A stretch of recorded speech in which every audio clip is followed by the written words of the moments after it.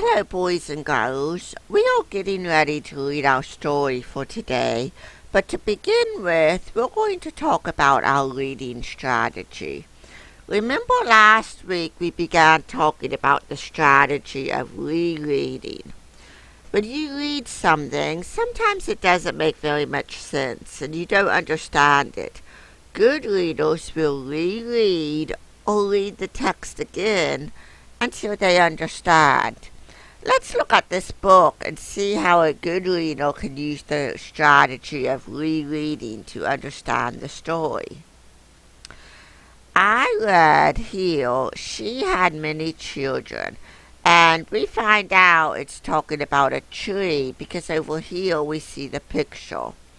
So I read that the tree had many children. This doesn't make sense to me. Trees don't have children, so I'm going to reread and see if I can understand. This page is talking about sowing seeds. In the picture, I see a squirrel here planting a seed. And small trees start to grow. You can see the trees right there.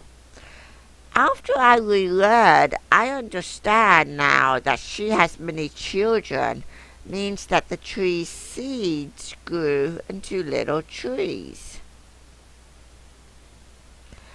I read here, they changed the landscape for miles around. I wonder what that means. I'm going to reread to find out. I don't understand what the miles around means. Are miles round? Square? I don't know. Let's see. I read that they changed the landscape for miles around. How can a tree change something far away? Trees can't move. But what's happening right here in this picture? Let me get my pen out. What's happening right here? The bird is carrying the fruit, isn't it? And what do you think is inside that fruit? There is a little seed inside that fruit. So that bird is picking up that fruit and carrying it far away.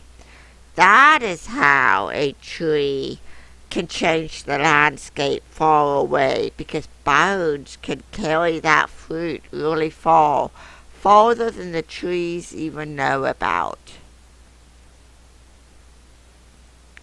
Before we read our story, we're going to talk about the type of story this is.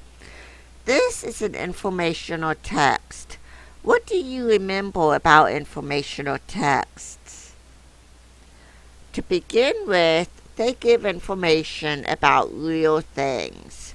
Informational fiction uses a story to share information about real things. Let's look at each characteristic. The author calls the tree she and describes her roots. A tree is not a real girl, but trees do have roots. Informational text always gives information about real people, real places, or real events. Here you see the words birds, and then over here you see squirrels and caterpillars and ladybugs. It's true that many animals live in trees. This is information about real animals that live in real trees. Informational texts always give you information about real people, real places, or real events. Okay, let's look at our book. This is the cover of it, and we're going to flip inside. This is what we call the title page. It has the title, a grand old tree, and it tells the author illustrator. Let's listen to the title and the author illustrator's name. A Grand Old Tree by Mary Newell de Palma. So Mary Newell de Palma not only wrote the words, but she drew the pictures also. We know this because otherwise there would be a second name saying illustrated by.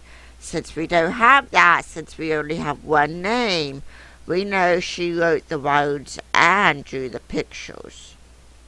So what I want you to do is, as we read this, I want you to find out how the tree changes as it grows. Remember, that's our essential question. How do living things change as they grow?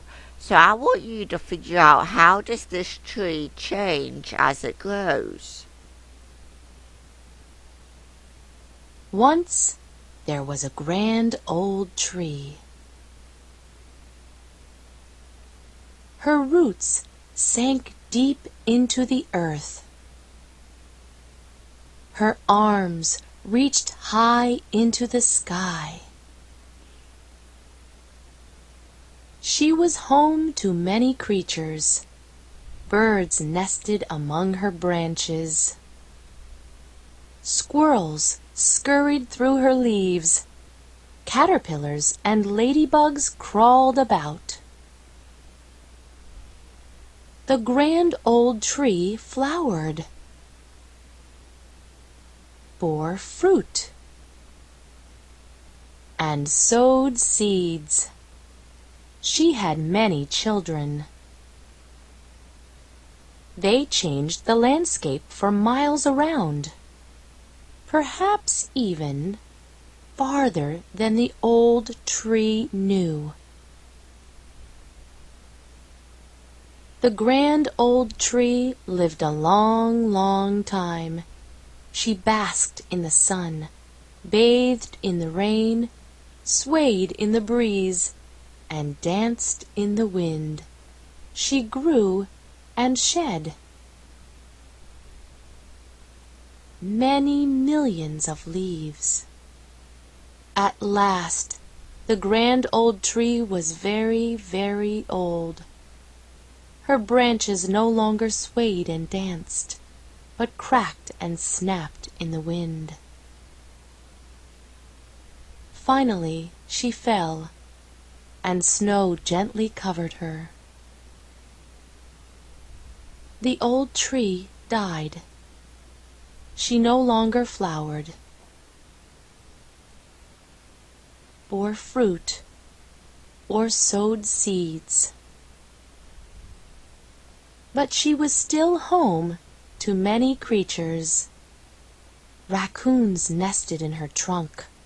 Centipedes crawled along her branches, and lichen grew on her bark.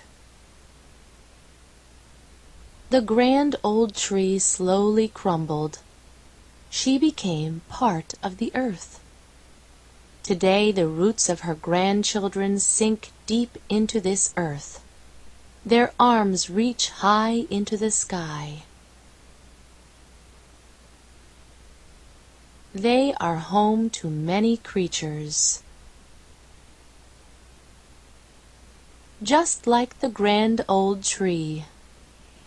So how did the grand old tree grow over time? Let's go back a few pages and let's look at this illustration. To begin with, a peel, we see a little seedling, don't we? Then we see a very young tree. This is still a young tree, but it's getting bigger. Now it looks like there's perhaps new leaves and branches. It's winter time again, so the tree lost its leaves. In the spring, it gets leaves and flowers on it. Now the leaves are darker green. Look, here the tree has gotten old enough to bear some fruit now. The tree's bigger. Now it's autumn because the tree's leaves have turned red. Another winter has passed. The tree loses its leaves in the winter. Now it's spring. The leaves are starting to bud back out. More leaf buds and flower buds. Now it's summer. It has dark green leaves. It has fruit. It's right at the end of summer when you can pick the fruit. Then it's autumn again. She went through all these changes throughout the years. She shed a whole bunch of leaves, but then she died and she fell to the ground. But did she stop becoming useful? No. She then became home to different animals, raccoons and centipede, lichens, squirrels, caterpillars. She was still home to many creatures. And so then her grandchildren sunk their roots into the earth that she became part of. So the tree went through a lot of growing before it became really old and died. Thank you for listening to this story, boys and girls. Have a great day.